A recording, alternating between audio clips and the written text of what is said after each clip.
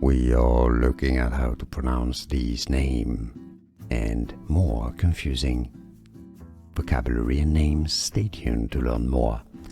So in German it is said as Meyer, Meyer, and this is why in English most of the time it is said as Meyer or Meyer in American English rather than Meyer. But it's not to say that some people pronounce it as Meyer as well, but most cases, most of the time, Meyer. How do you pronounce it? Let us know in the comments. Thanks.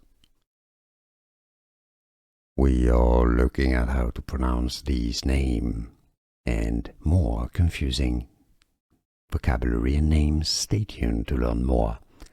So in German it is said as Meyer, Meyer, and this is why in English most of the time it is said as Meyer or Meyer in American English rather than Meyer. But it's not to say that some people pronounce it as Meyer as well, but most cases, most of the time, Meyer. How do you pronounce it? Let us know in the comments. Thanks. Here are more videos on how to pronounce more confusing words and names too many mispronounced. Like this video if you found it useful. I appreciate your support. I'll see you soon and thanks for watching.